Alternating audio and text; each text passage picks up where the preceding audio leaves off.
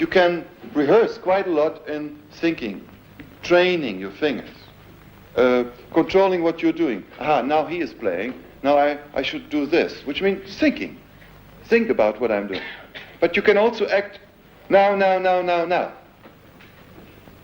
And stop the thinking, and as soon as you start thinking, oh, I just did that, I must stop.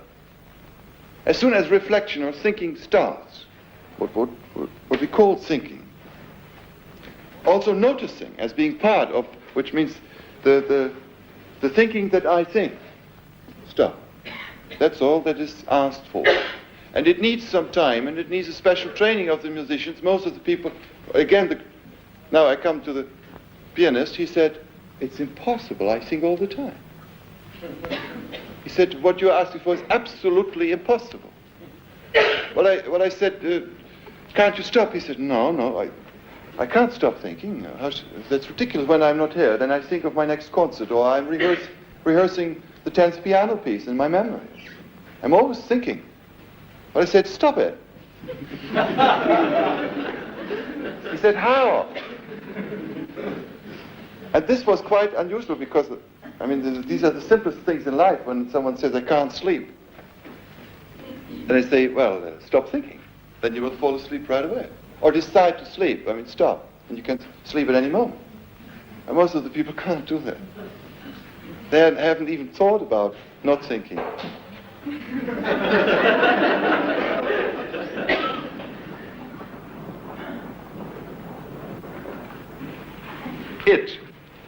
Think nothing. Wait until it is absolutely still within you. When you have attained this, begin to play. As soon as you start to think, stop. And try to reattain the state of non-thinking, then continue playing.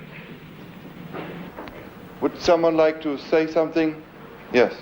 Why do you say that when you stop thinking, the mind is open to higher centers? Aren't you doing what the surrealists did with automatic painting in the 1920s? Now, they said if you stop thinking, you open the mind to the subconscious, to the unconscious. And you're saying you're open to a higher center. Is this because they were under the influence of psychoanalysis and you are of Eastern philosophy? Well, all I know from my personal experience is that it has nothing to do with psychology, which means not with the subconscious or the unconscious in me, but we know from the results that they certainly must be conditioned by a superconsciousness, by something that comes into the musicians, because there's nothing in the whole history of music, or nothing that we have ever done before, that resembles the slightest bit to all these results that have come out of these texts. So it must be what is usually called the superconsciousness, and not the unconscious or subconsciousness. You said there were similarities between different interpretations of your intuition. Yeah, it's interesting. Can you say a few words about the similarities? Yeah, for example, in it, all the different versions which have been played start with very brief, short actions, sounds, and then one by one you get here and there a longer sound, and as soon as another one starts, it stops again. The longer sound starts, which means sounds are cutting off each other. And in all the versions, it also occurs that the superimposition of sustained sounds increases. You get a musician is doing something, and then another one starts playing a sound or a certain pattern, and then the other one is able to hold it. And then it goes very quick. It is not a very slow transition in all the versions, which I have heard, that then all of a sudden there's a situation arrived where they are obviously taken altogether by something that's in the air, and are completely absorbed by the sound and react instantly without thinking. I mean, they just do it, and then very dense structures come about. And then through these dense structures last as long as there's somewhere one of the musicians plays a sound that goes out of context. Then abruptly, there are long silences. And then they try to catch on, to carry on with what they did before, but it doesn't work, etc. Now I could tell you a little description. That's simply a description about the organism that is developing. No matter in which region, higher or lower regions, one could go even further in saying very distinct things about the layers, the change of registers, for example. Are these texts available in English yet? Yes, I read them in English, yes. Did you ever have any sessions which, in your view, were failures? Which means that we couldn't play at all. No, that was, to your musician's creative sense, was rubbish. Or is there such a thing as rubbish? Absolutely. The first sign for rubbish quality is when what the gentleman just tried to mention, when citations come out. I mean, when preformed material comes out, when it sounds like something, then we feel that's going wrong. And there is something working, automatic recording in us is spitting out all the garbage and all the recorded stuff automatically, and then we stop. Have you any way of discerning oral rubbish from oral creativity? Yes, I mean, certainly. Certainly. Well, in this intuitive music, it becomes the most obvious which musician has most control over himself. So that's very dangerous now to speak, you know. The musicians reveal themselves very soon if they are very physical, or if the physical and the spiritual are in a certain balance, etc. Musicians are taken away very easily, some musicians, in not listening. That is the general reason for rubbish stuff, which means rubbishness in that sense that they produce dynamic volumes which erode the rest for quite a time, and they don't realize this. So people become very totalitarian, for example, certain situations, and that creates very awful situations in playing together. And then the sounds also become extremely aggressive and destructive. Then on a very low basis of communication, or of production of sound, destructive elements begin to work. I mean, not when I hope we understand each other, that you don't mean simply ugly or more beautiful. That's it. Yes, when it goes very low, very physical, and bodily physical, and then very destructive in destroying each other. Then they play all at once. This happens, and this is one of the most important things I always have to remember, to remind them, and myself too. Don't play all the time, and don't get carried away all the time by listening and acting. Musicians, in particular now, after several hundred years of having been forced to play only what has been prescribed by others, once a musician starts playing in a group intuitively, they play all the time. And it becomes loud very soon, and they don't know how to get soft again, because everybody wants to get heard.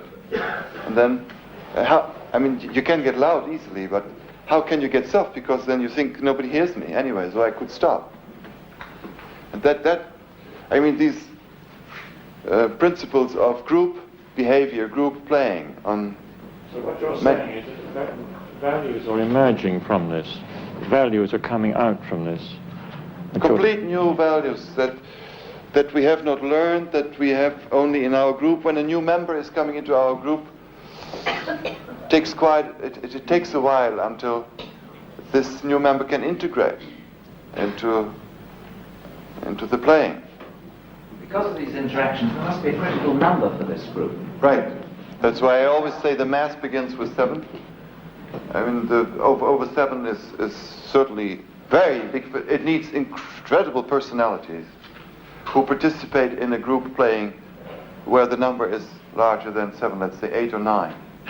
So the best number is 5, 4 or 5. And then with 6, as I say, it needs a lot of self-discipline to shut up for quite a while during the performance and to know exactly where the right moment has come, so that also solos and duos and trios occur and not only quintets all the time when there are 5 players. Has this been tried, though, with a group that's been established for a long time, like a string quartet, for example? No. Do you need musicians? I mean, does the quality of performance have anything to do with their technical ability on their instrument? Yes and no. For example, when you play with dilettantes, then intuition can't work well. That's what I have experienced. Because the tools, the instrument, the body is not trained, which means they become dependent on their bodies. They want always more than what they can do. And then it becomes rubbish again. Yes, the best is in such a situation if you have someone who doesn't need to think twice about any technical thing, what you see, who is completely master of the instrument. How about with the tam-tam? Is that... Yeah, but that's what I mean. Who has lived with the tam-tam for a long time. I don't mean master that he can play all the Liszt etudes. That is even very difficult to play with such a person, because he can't get out of the system anymore. Almost impossible. Except if someone really concentrates on getting away from all these pre-established techniques. What I mean is that he really becomes one with his instrument and knows where to touch and what to do in order to make it resonate, so that the inner vibrations that occur in the player can immediately be transmitted into outer vibrations in the matter of the instrument, can be transformed into acoustical vibrations. That is the whole secret, naturally. The shortest way. You're in a group about to react to a text. You think nothing. How then do you make an action to make a sound? And, do you classify awareness as a form of thinking, or is it separate? No, thinking is, well, I know I do this, he does that. This recognition, this act of thinking, that is what I call thinking. How would you classify? Even while, what do you mean awareness? You mean that I'm aware I'm sitting here and playing? No, also no. Just playing. Are you aware of the other sounds? Which, obviously there was some... Yeah, all the time, naturally. You are the sound. So you separate awareness from thinking? You are the sound.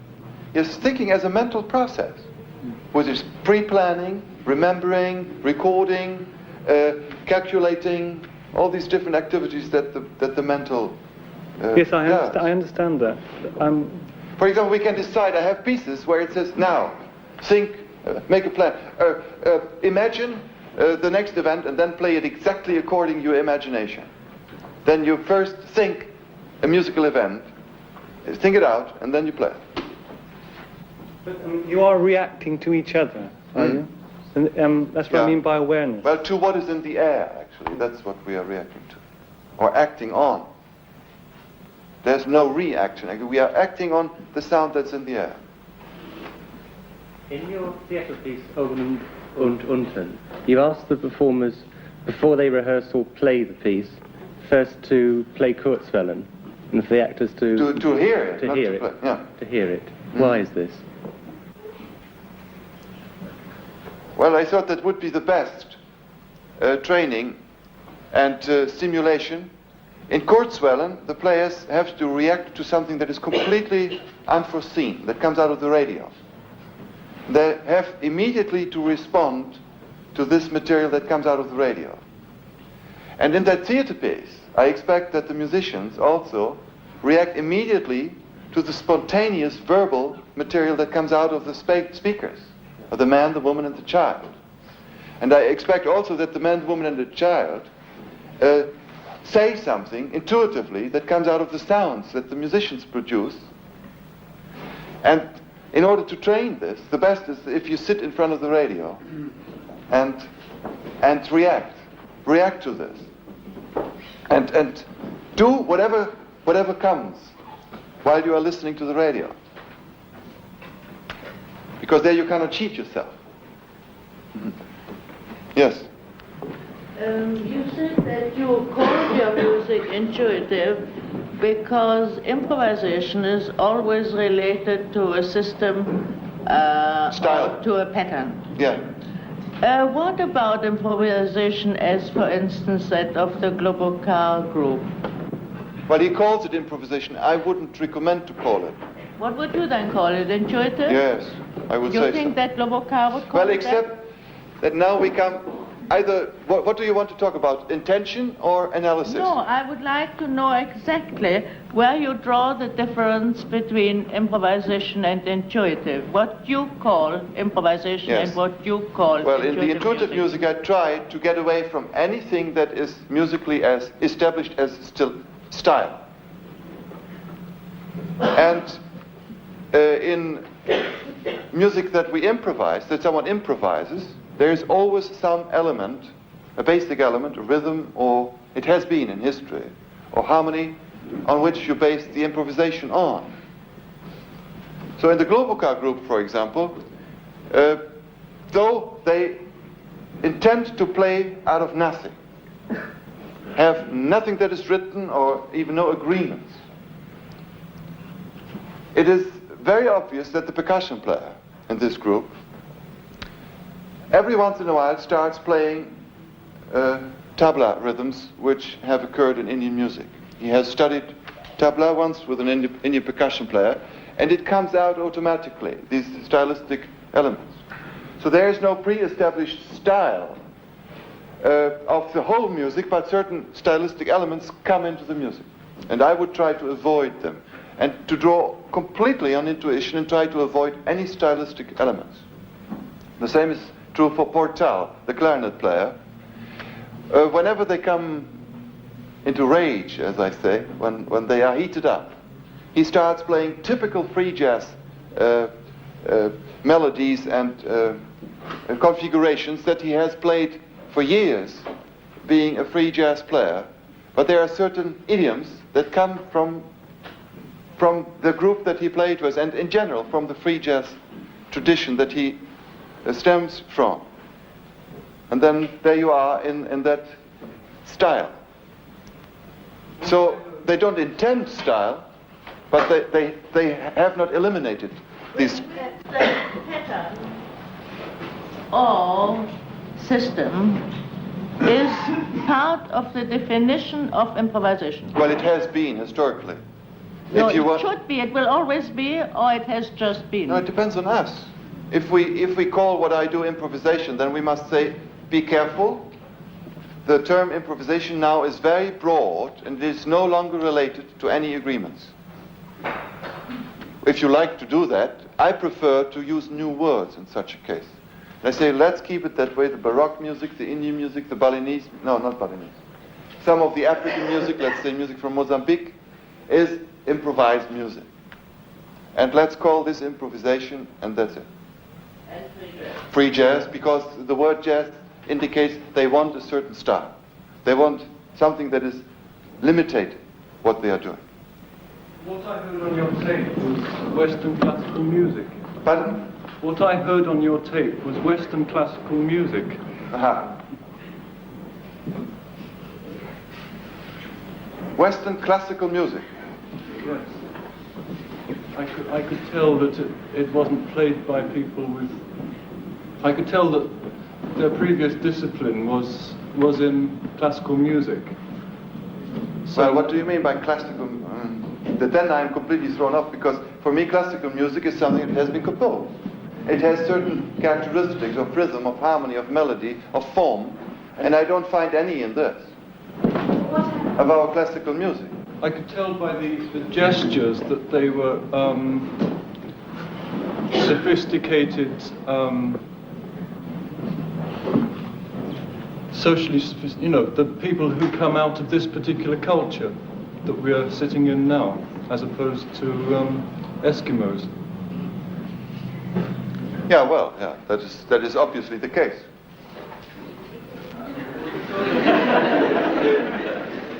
What shall I say? I mean, I can't... So in that way, it is still improvised music because it is narrowed by that. Well, yes, I mean, I can't help it, yes. Well, can you... It's not improvised. Well, then you say if someone comes from the serious and hears music of the terrestrial, he said, well, that's terrestrial music. No matter if they try to be as intuitive as possible, there is a certain channeling of intuition, obviously, on this earth compared to Sirius. Well, if you like to, yes, naturally. We are not universal yet. That's what you want to say. Yeah. I can turn this into a question. Would you like to work with people with other musical disciplines? Absolutely, we do. Yes, it's not just that I'm restrained to this group at all. I think that... We are looking for I'm trying to get rid, since years, of certain players who can't get out of this, what you are just describing. I see the limits are too large. We have gone to up to certain limits and now it's finished. I see they can't further develop. Their possibilities seem to have come to an end because they are also not working on their personality. I see they are basically limited. So I'm looking for others. Yes, badly. This is the way of finding one's true inner culture, musically. This way you make your group for intuitive music. Yeah, it's hard to speak about all this. It means basically to make contact, what always has been called the intuition. Only in traditional music we said the composer has a short moment of intuition, and let's say he is going in a tram or going on a walk, and then he lives on that for the next 4 weeks in working out what the so-called idea or that vision, that sound vision. And it was like a flashlight, like in the night, or like a lightning.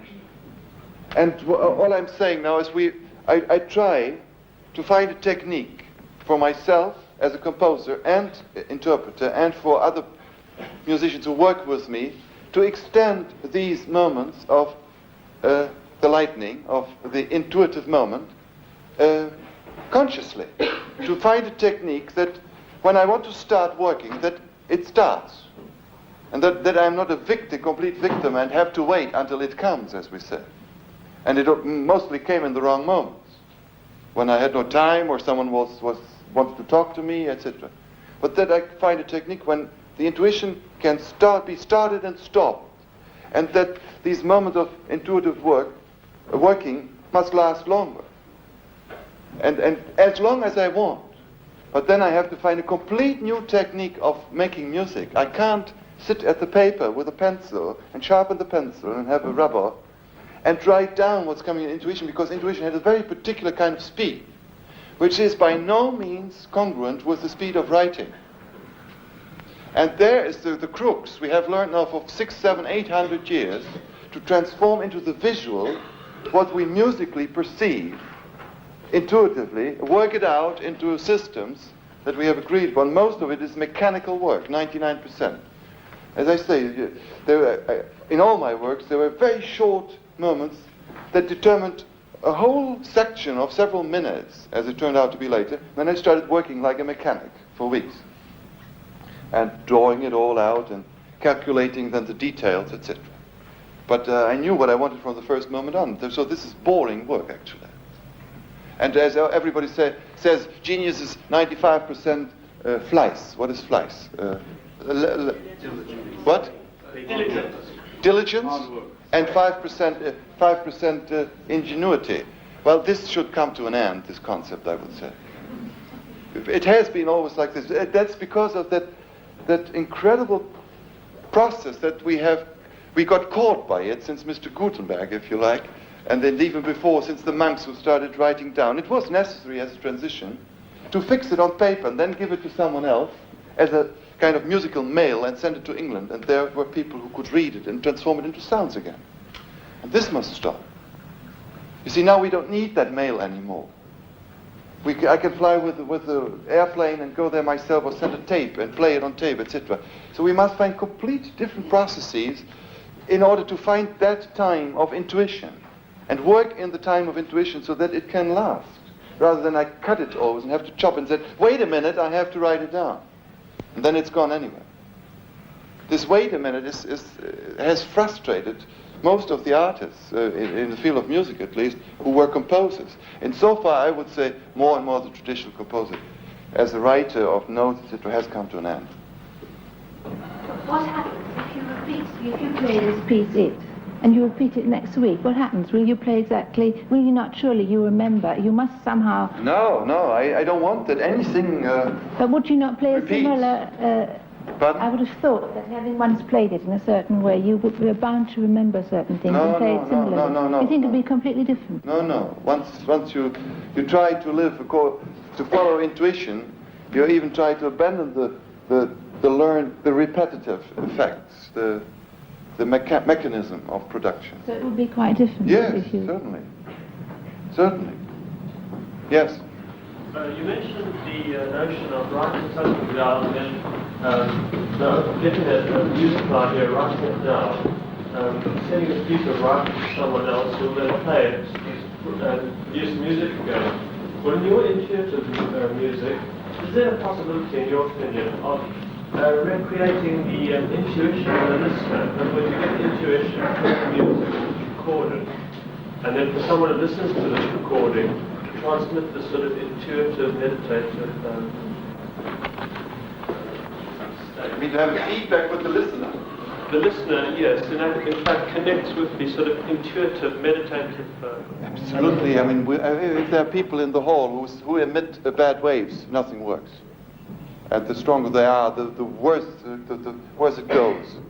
You feel very bad when you have a destructive public, or certain elements among the public who simply are antagonistic, mentally antagonistic, who emit waves that destroy whatever is building up. We sometimes have really given up in some places. The people don't know why, but we feel exactly this is not the place to stay, to work. That's impossible. I mean, to do something. Yes, the public becomes immensely important, but not in effect as they imagine nowadays. The great thing in the emancipated society is that there is not someone who's playing and the others are receiving, and they are fed by music, and that's it, which is fixed once and forever. That was the traditional one-way information in music too, as many people imagine it. And now they think, well, we have to bring whistles and to tap on the floor and to dance all together, or God knows what, to make the music. And then it turns into something terribly primitive in a kindergarten of sounds. Because the people are neither innately prepared, nor are they really wanting to build something extremely extraordinary, but they just want to manifest, to get it out, to manifest themselves and to participate in a noisy situation. So when you usually do these things that have been tried out during the last years, you hand out little instruments, or you say, let's make sounds together with the voices or whatever it is. Someone conducts it by, let's say, gives cues here, gives cues there, stops them, then all together. Or nobody is there, and we just do it together. My God, it usually turns into something that is, within a few seconds, loud, very loud, and then nobody hears himself anymore. And then it doesn't stop being loud. It's just a chaos. So there's a completely different way of participating in a new way. Sometimes you find it in Indian music. In a small group of listeners who sit around, and you even comment the players and say, yeah, you make signs. Then the player is wonderfully encouraged and responds. There is communion between the ones who are listening, and it doesn't matter really any longer who is then plucking the strings and who is building up the waves with his inner generator, so to speak. Forget about the physicality of always being haptically active with the hands or with the feet or with the tongue. We can easily, I think, once forget about this physical activity when we make music. And then we come to this incredible feedback that happens between beautiful people who are together, and when the musicians are together with such a public. the most extraordinary things can happen because of the people. Do you think it's possible for people who have no knowledge, prior knowledge of each other, to make intuitive music? Absolutely. That's, yes, absolutely. It's like you can fall in love to someone whom you didn't know before. I would have thought that really good intuitive music is very much dependent on a group's knowledge of its members. Well, as the gentleman said, it can go wrong. That's something else. But yes, there can be a magnetism, which brings, which all of a sudden attracts people to each other, players to each other. They feel they are well tuned with each other. Yes. But then sometimes it may start, and then they feel, I was mistaken. He can't, or I can't, or we can't. Yes. Going back to personal style and intuitive music, that last piece that you played, isn't it recognizable as a piece of music that you composed in some way, as opposed to another composer who makes a text and an intuitive shape takes place, and yet you're still in some way trapped by something that's recognizable as your piece of music and not another composer's? Yeah. There's something at it. It is impossible to think for the people who have played up to now something that has my name, that I would not have existed, or that I would not exist. And the fact that they know that I exist and think of that I have exist, and that what they are doing has something to do with my name, leads them to specific things. There's no question about this, and all musicians have told me this. I mean, naturally, as a name, I'm a myth. There is a body, and it has a tag, and it has a name. When this body doesn't exist anymore, that name will be completely a myth. And around this myth, certain things are crystallized. That from the saying, what he said, what he would have done, it has already transformed into the many minds who have made themselves a picture out of me, of that myth. It's a myth, what I call a myth. And that myth creates something. So, but I'm a myth of myself, to me too, which means I'm not interested in that particular body or in my biography at all, because it is one out of many, and most of the others are more interesting than mine, actually. And also not in the name, really. The name stands for something that manifests through me. That's all I know. And whenever I do something, certain things must be right, the way I think that they should be right. So there is that certain integrity that manifests through me, that I want. It must be something that I can completely identify with. And the musicians who have worked with me, or even when they read a score or an article of me, they feel some of this. And they are striving to get that. Even if I would say, just play. I have played it, and not Mr. Boulez has said it. And that makes quite a difference. So with that myth, something has come into this world and will remain for some time, as long as people have that myth, or are possessed by that spirit. It is a spiritual force that manifests through one human being and affects many others. That creates a world in the world. There's no question about this. So no matter how free, as we say, in quotation marks, the instructions are, people say, it sounds like your music. But yes. Because all the works I have composed before are in it, too. They have encircled certain spiritual activities, musical activities. Yes? So with reference to that latest question, she said, can people who don't know each other, who are musicians, play well together? And that, well, I was at a lot of communes and that, and I know a lot of buskers, and they play well together.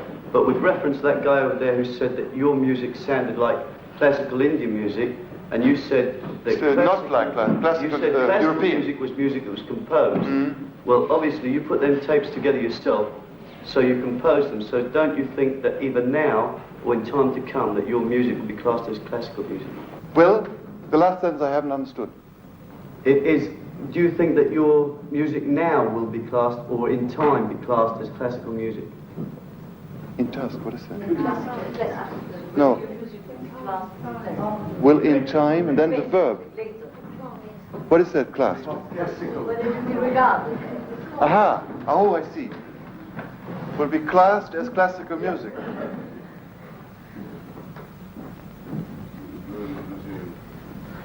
It's a pity. It's music. As long as people like boxes, yes. Yes. And these boxes have very special reasons, as you know, in our society in particular. Because these classifications come from people who classify themselves. I say this also for people who classify themselves into the realm of pop. Certainly. There are also people who like classification or jazz or whatever it is. It's very difficult for people to get out of that class that they wish to belong to. Because they are all fighting against classes that are opposed, as they say, by the system. That's ridiculous. I belong to what I want to belong. So a free man doesn't belong to any class or to the class he wants to belong to. Another man says, I am in the class, etc., in that particular class. Or I don't like classical, or I like classical. Then he puts himself, or just using classical as a tag. It has economical reasons, social reasons. Classical people want to be in classical societies, a classical class, and classical environment, have a classical car, classical dress, a classical, it has a lot to do with each other. So with your music, have you tried to make your own class for yourself, or?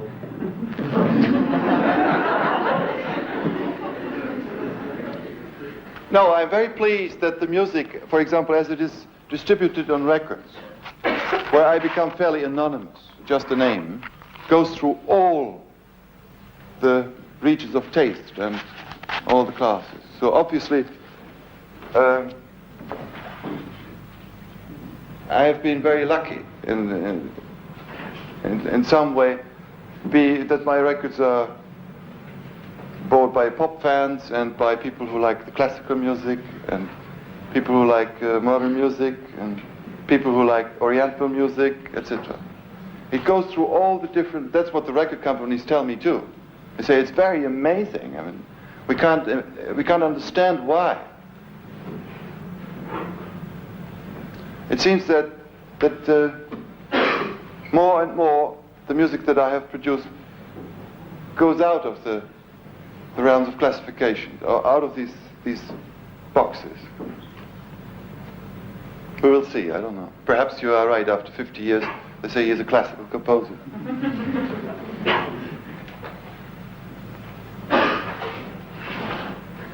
I try to specify a little bit two questions we've heard tonight,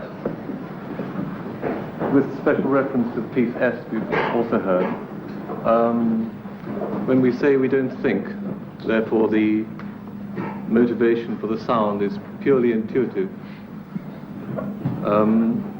what do you think would happen if you gave this music and this idea to people from another country, another culture, who had no contact not only with your music but with the Western avant-garde tradition, but who had very trained minds and were able to do this, to be able to say, well, not even a musician, just say a man, but say a musician, but a man who has a very high training, but nevertheless is not aware of the kind of sound you make.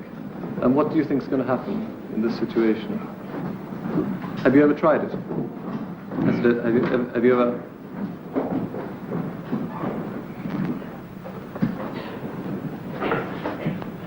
He will play what he has heard.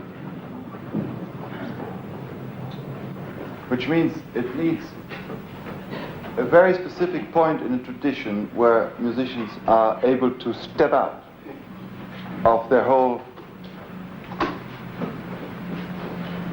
environment, training, mechanics. So it needs a very conscious being. And he must know the music of the world, for example. He must be already a worldwide informed mind who has traveled, let's say, all the countries or heard records of all the other cultures in order to avoid this. To play specifically that piece, for instance. Yes, because you have yourself made it knowing what you're thinking yourself. Would you say that for a musician to be able to play a piece like that, yes, it's important I mean, what I could imagine that he should know your music and your stuff well enough before he should play, instead of someone who doesn't? No. Not so? No. That, not at all. No, that is not necessarily needed, but whatever, we could try it. What I can hear inside of me is that if I say don't think anything and then start playing, then I think he would just try out the strings of his instrument and stop all the time. I don't know it really. We have to try. But I think in order to avoid all the style elements, the brain functions as a filter. You see, when he is thinking, even during the piece, don't think. And when you have attained the state of non-thinking, start playing. The moment he starts thinking, he can think as long as he likes. And that's what we do while we are playing this. So we listen to each other and think, oh, what funny stuff he is playing. And then he, what is he doing? And so now I stop. Try to get that state again, and then I start again. Try to start again. Which means thinking is not excluded. It's always there when you are not playing in that piece. That's all that's said, which means thinking as a filtering. You can be very critical while you are thinking during this piece about what the others are doing. And that filters quite a lot out of how you condition your whole playing that is coming when you stop that thinking process. I'm very confident for that kind of piece because I feel that if all of us can stop our thinking and stop our emotion, the things that we're conditioned by everything that's going on around us,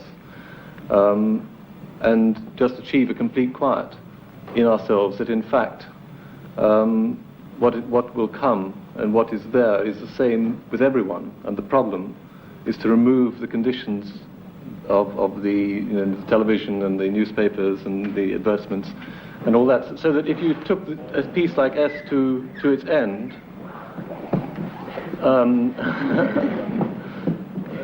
it to its end, then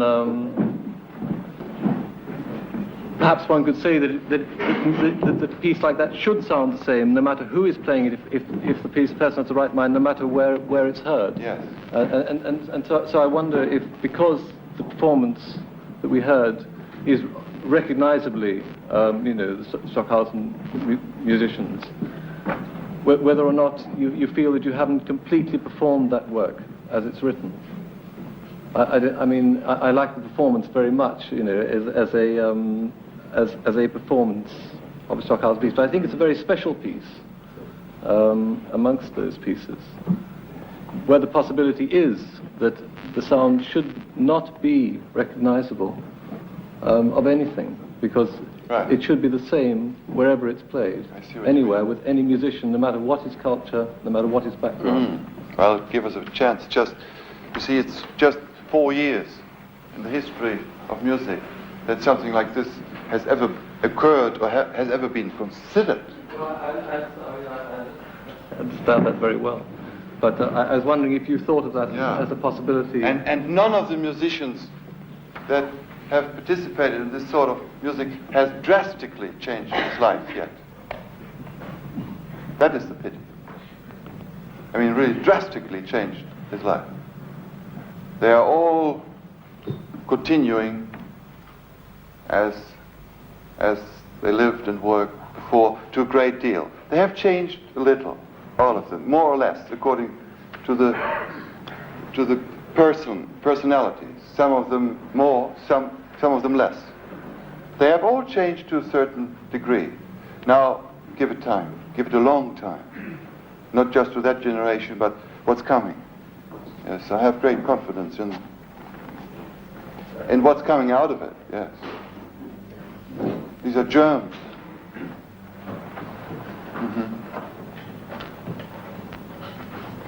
Thank you.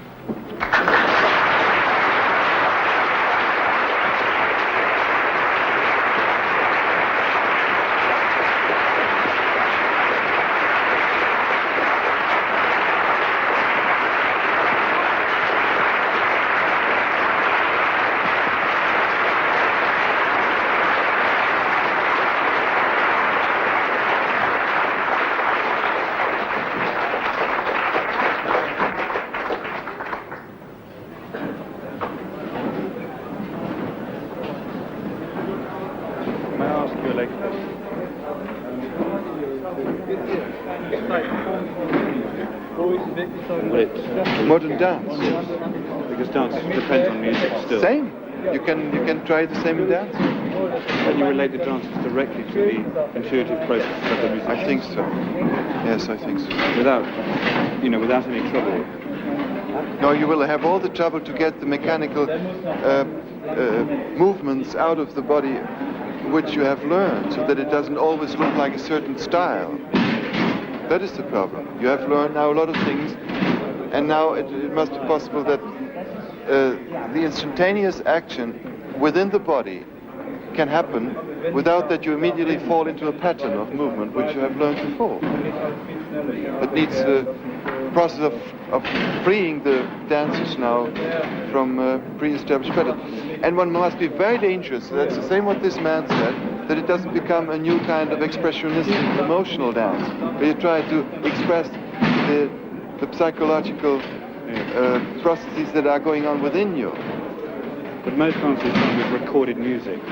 You see, such people must become extremely... what is the opposite of egocentric? Non-egocentric? Extrovert. Pardon? Egoless. Yes. Because otherwise you always play yourself. Yes. And what's in this self is nothing but a big bag filled with stored information and material. I always say people then start vomiting musically. That's when they are completely closed within themselves, closed system. They just produce themselves, what they are. What are we? Just storage of information. But when you can become like what I call a radio receiver, and just a transmitter, then you are not interested in yourself at all. There's nothing to express, really. And you become very careful in detecting what is self-expression and what is expression of something that comes in you, that is amazing you yourself, where you are constantly in a state of surprise, amazed. You are amazed at something, what happens to you. You are not satisfied in expressing yourself, but you are very amazed about what happens with you and to you. And when this state is achieved, arrived, even in short moments, then you will be quite astonished what happens through your body. Then you become a medium.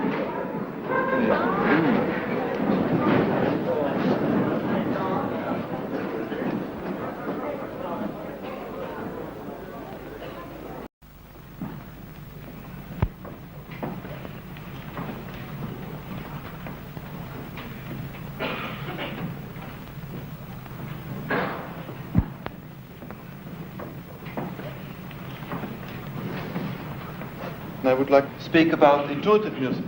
This term, like many other terms in the actual music, is one which I have purposely introduced, also not only in order to make clear that I want something specific, but also to get rid of other words.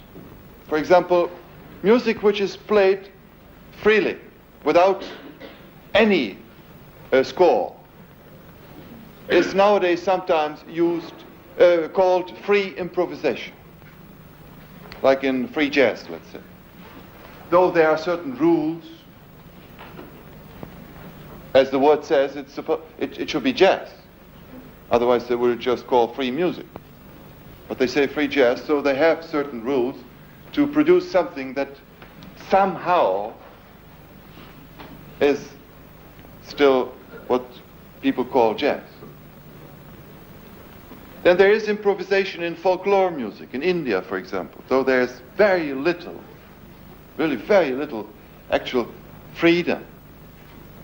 The system is extremely narrow, and an Indian musician who learns from his master learns all the rules, how to make the small variations with the ragas and talas, and there's very little personal invention. There's practically no personal invention. Very, very slow in history, this way of improvising changes. I try to get rid of the word improvisation because it always means there are certain rules of style, of rhythm, of harmony, of melody, of the formal sectioning of a musical process, etc. Since 1964, when I started to tour intensely with a group of players, I had toured already before, since '58, with other players, but we played music that I had determined with traditional notation. In '64, I became more and more daring in what I was giving my co-players and myself as graphic material. There was the score of Procession, which consists only of plus and minus signs and equal signs. And it says, use events from my previous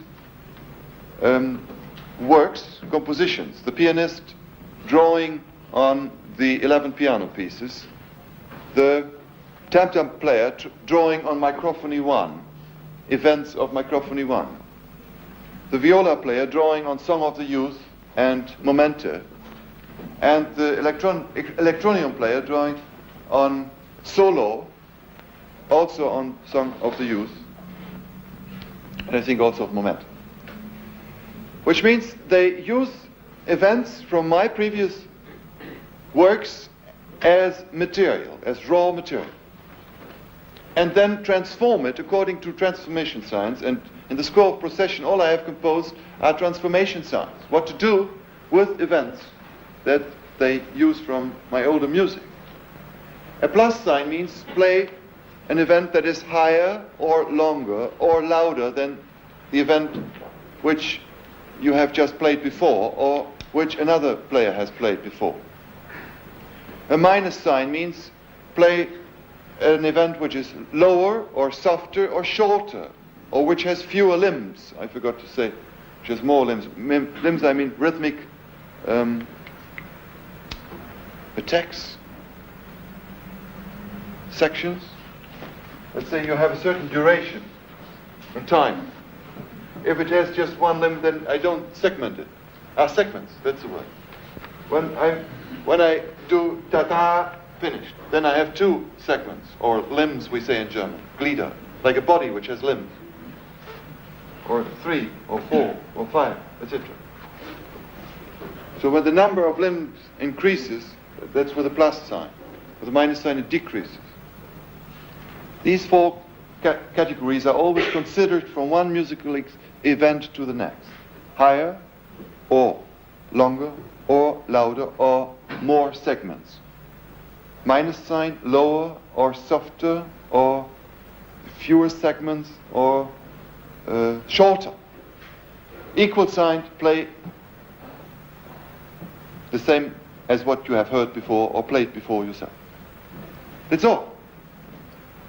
And then with a series of signs, 4 players play a performance of any length, which is longer, as I said in the score, than 23 minutes. That is a duration which is the result of many performances in which we found out that that is the minimum of time that this piece needs in order to develop. And one can end at any moment when one feels one should end. And it says, when you start a new performance and it sounds like the previous one, stop and start again.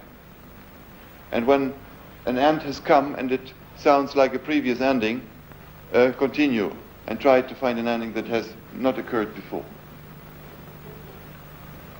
You see, there is the process described more and more, the transformation from event to event, but what is transforming is less and less described. The genetic rules are given, and the genetic principles for the development of a music. This increases in short waves, in Kurzwellen, and then in 68, all of a sudden, I reach a moment in my composition where I practically give nothing, almost nothing, to the performer, and I considered myself being one of the performers of our group. And then I wrote 15 texts. Then there occurred texts like the following ones. That is the book with 15 compositions. We have performed 12 of them, 1969, during 8 days, 2 hours per day, and recorded these 12. We have never rehearsed any of them before we played them, and we have not discussed. That's not true. We have not discussed all of them before we played them. We have discussed a few of them because 2 texts we had played before in public. The one which I'm going to play now, we had played once before in Brussels. The first text, words, of this collection from the 7 days sounds as follows. Circa 4 players. Circa already, 4, maybe 3, maybe 5, but not 7. Right durations, play a sound. Play it for so long until you feel that you should stop. Again, play a sound. Play it for so long until you feel that you should stop. And so on. Stop when you feel that you should stop. But whether you play or stop, keep listening to the others.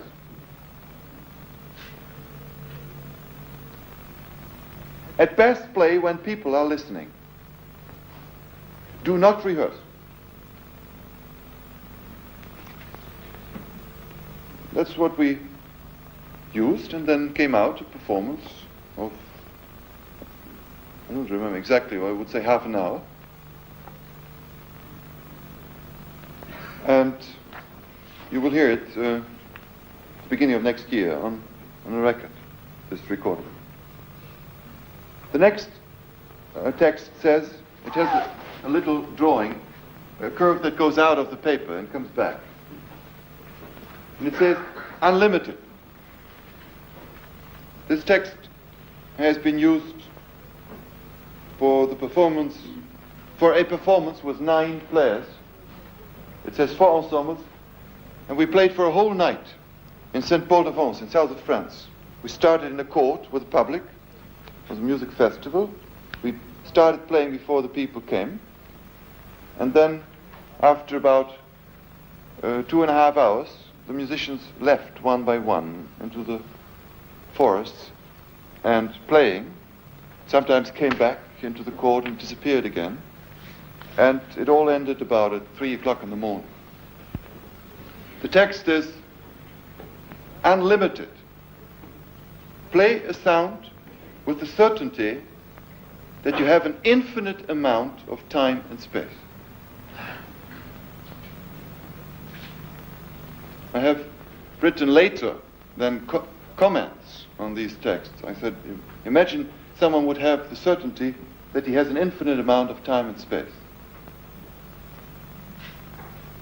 I haven't met any person up to now who has really and totally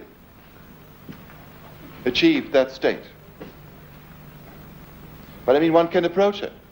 And then it leads to the most incredible sounds and musical actions if you really think you have an infinite amount of time and space. You don't need to think when it is finished, if the people will hear, listen or not listen. You don't care about if you die in the meantime. You don't care if the sound may be considered being too long that you play. If the space that you need is just refrained by a hole or by the body of your instrument or by your own body, you have an infinite amount of space, etc. This leads to, when one really meditates on this text, it leads to the most incredible actions and sounds, etc. Another one is connection for ensemble. Play a vibration in the rhythm of your body, of your body, the player. Play a vibration in the rhythm of your heart. That's possible. Play a vibration in the rhythm of your breathing. Play a vibration in the rhythm of your thinking. Play a vibration in the rhythm of your intuition. Play a vibration in the rhythm of your enlightenment. Play a vibration in the rhythm of the universe. Mix these vibrations freely. Leave enough silence between them.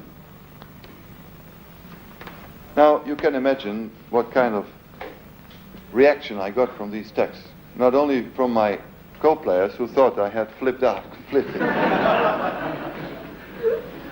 I had for some time, I must say, but in a very unusual way, not with any drugs or so. And not to speak of the people who are not performers themselves and who have no idea what such stimulus can generate in a musical mind and in a musician. I give just a few comments. Play a vibration in the rhythm of your thinking. When I gave a seminar the same year in Darmstadt at the International Courses for Contemporary Music, none of the 14 young composers knew what I could mean by that. And they said, just take a pencil and do this on the table, knock on the table, whenever your thinking changes the direction. We could do this together now. It would be quite interesting if you have at a chair or something where you can make a noise on. Are these chairs with plastic material? Yes. Well, the back of the chairs is plastic material. Those who want to participate, just take a pencil or a ring or whatever you have, and just the best is you close the eyes. If not, then you look, and whenever you realize that your thinking is changing, then you knock on the table.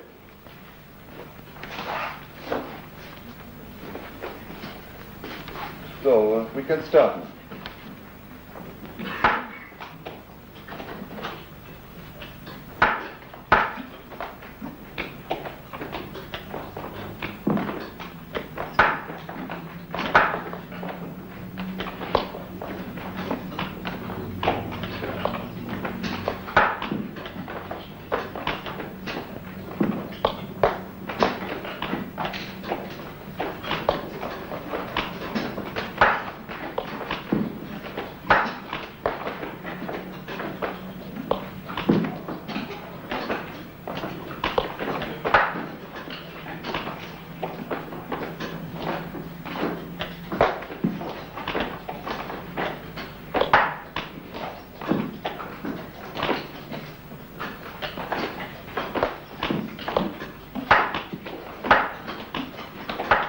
Etc. Could you try to slow it down, for example, just for a moment? Which means try to keep the same, or block out the thinking. Which means stop it. When you think, I'm knocking. Aha, he is knocking. I'm in the hall. Oh, my hair. How might it look like? This. Oh. Each time, do, di, do. Slow it down. then try to slow it down.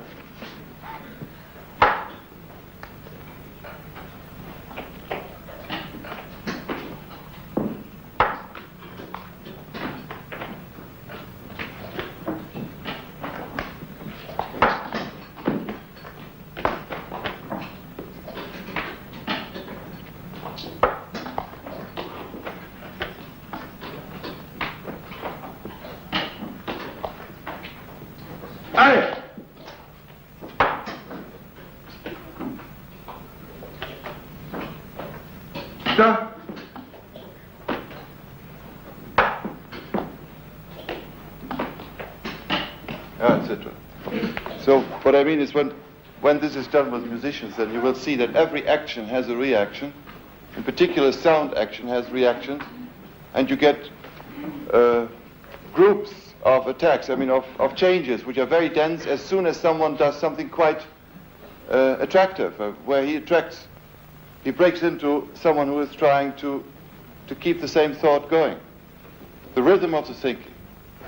Another example, it says here, play a vibration in the rhythm of the universe. We have a pianist, Mr. Kontarski, in our group, who is an extreme intellectual. And everything must be intellectually, mentally clear. Otherwise, he says, at least, he can't do anything. So he said, but you will hear later on with the text that I'm going to play. That was a great problem for him. So I said, what do you mean by rhythm of the universe? What is all that mystic stuff here? And I said, well, have you never had dreams where you fly from star to star? Oh, he said, no, I don't have this kind of I said, what are you talking about? Then I say, well, have you any inner view or inner vision of how the planets are rotating around the sun? What do you mean? Well, I say, at least you have an intellectual knowledge how long it takes for the moon around the earth, or the earth around the sun, how many days it takes in Earth days, and how many Earth days the Mercury takes. And he said, well, I'm not so well informed about the planets. And well, I could have, but that's also slow. I say, no, when it is in your mind, it has your own time, hasn't it? Imagine it. Just the rhythm of the universe. I don't ask tonight that you go beyond the solar system, but just try. And he would say, let's stop and take someone else, you see. I said, well, Alois, you see, perhaps the constellations. Think Cassiopeia or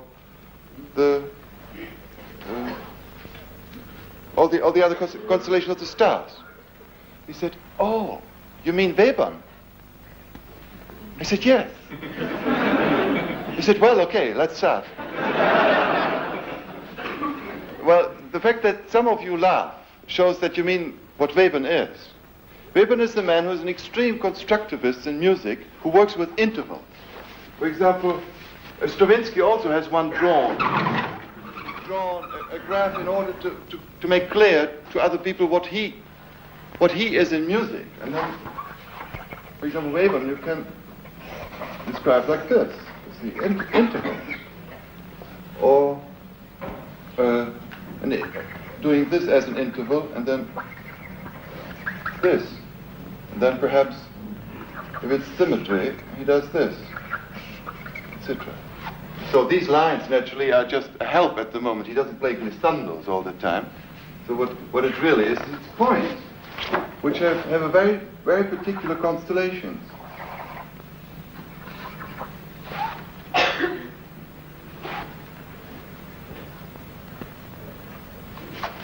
Etc. So there is was a musician who has worked with very clear intervals, and the rhythm is very, very clearly here a graphic rhythm. When I just play it like ta, beep, do, ba-da-da. So this automatically, for every musician who has read notes since centuries, this becomes a rhythm. And the absolute time is not so important as the proportion. And since that moment, in this particular piece, this pianist played what I call the bones, which means the most constructive elements, and very few, and all the others were attaching like flies themselves on these wonderful constructions that he played. And immediately he could do something with the rhythm of the universe. I had made a few suggestions and it made click in his mind. Whereas I must say, when the sentence came, play a vibration in the rhythm of your enlightenment, then he simply had a long silence.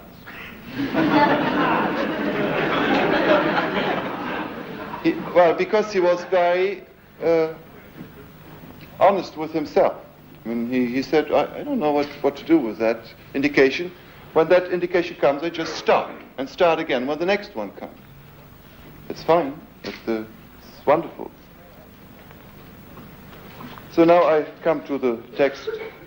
You can read these texts if you are really interested. They are printed at another time. And I read just the extreme, which has brought me most of the accusations during my whole life as a composer, because now the rationalists, not only among the music critics, but among the intellectuals in general, think that I have become very dangerous.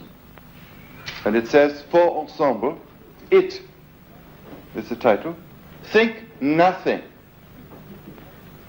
Wait until it is absolutely still within you.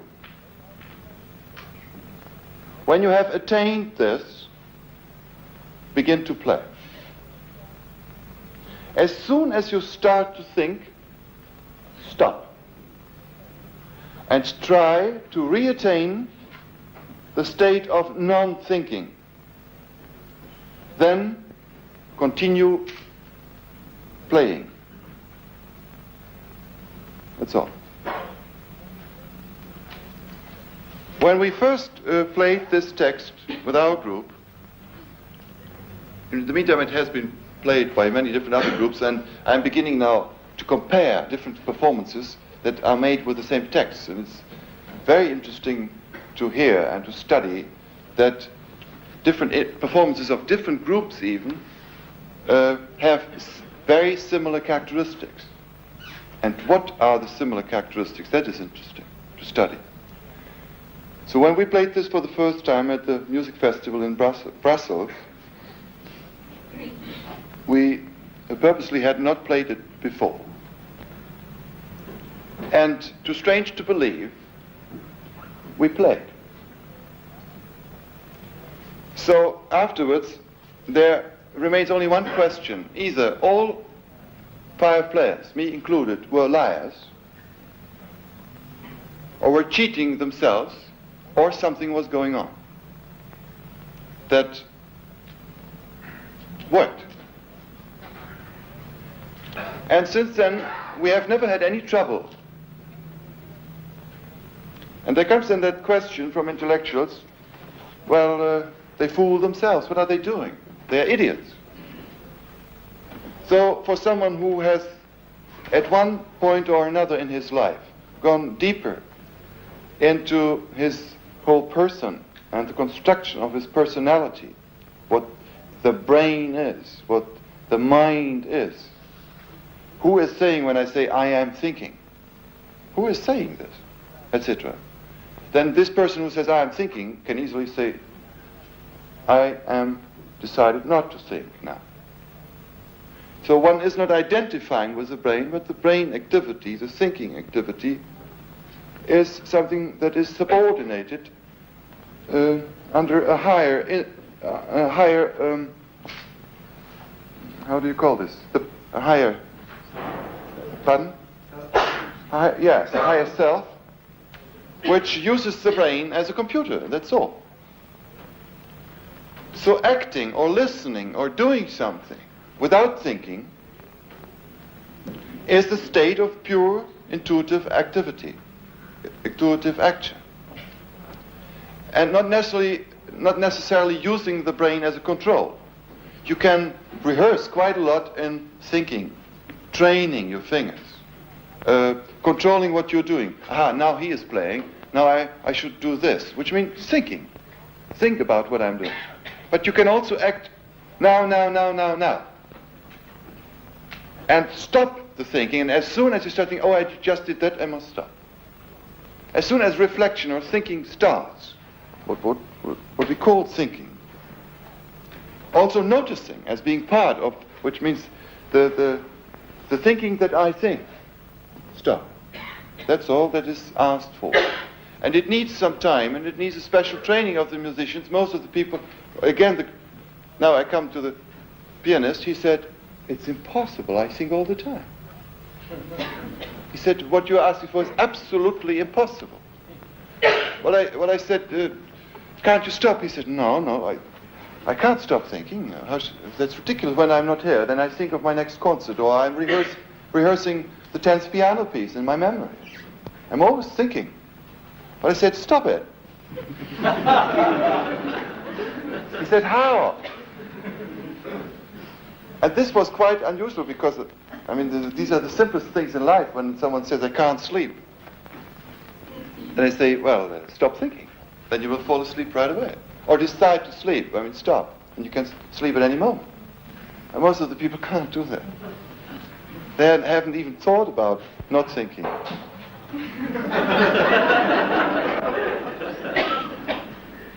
Yeah, well, it seems to be funny. It's deadly serious.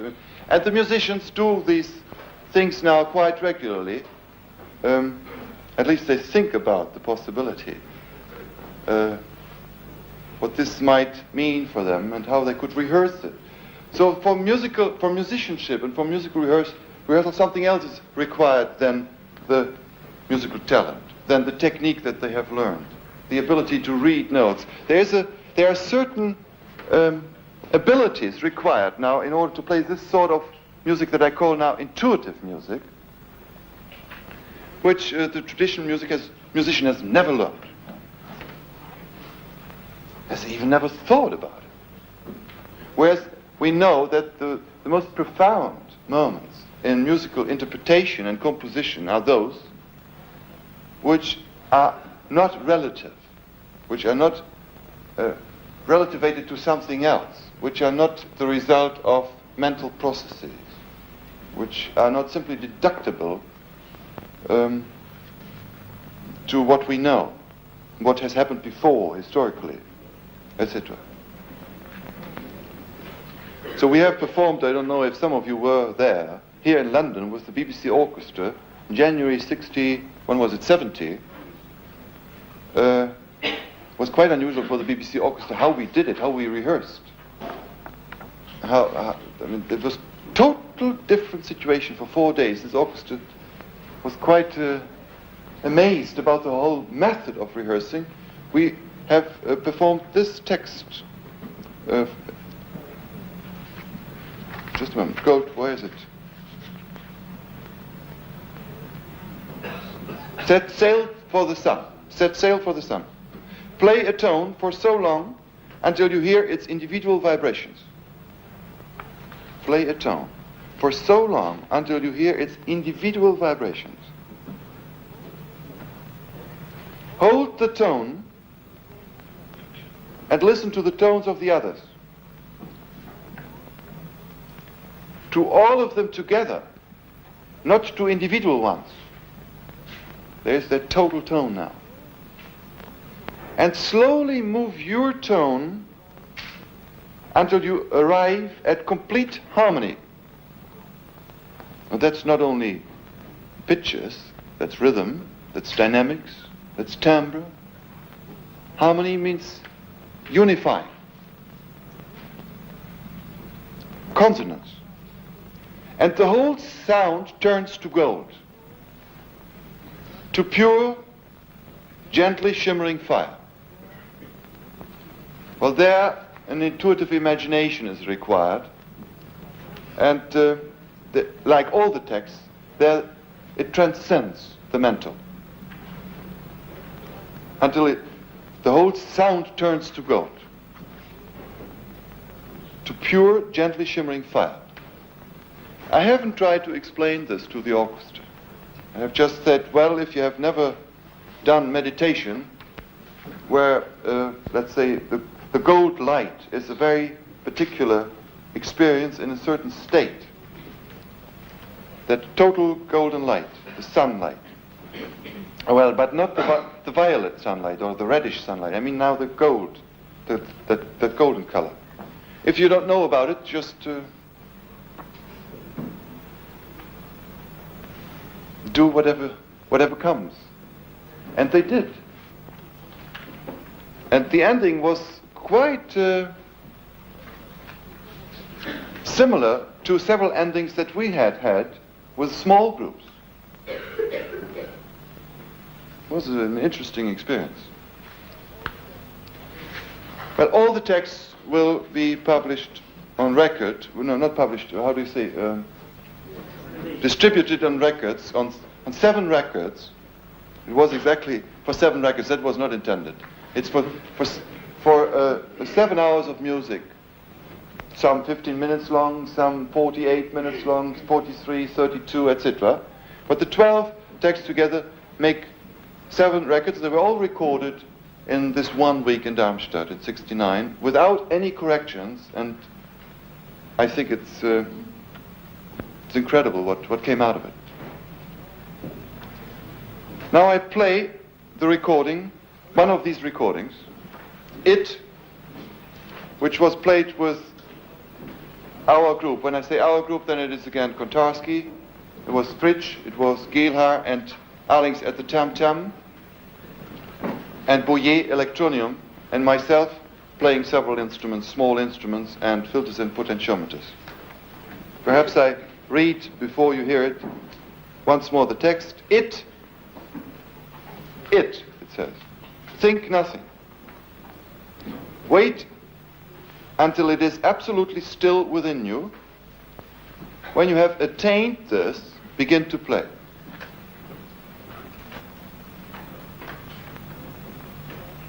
As soon as you start to think, stop. And try to reattain the state of non-thinking, then continue playing.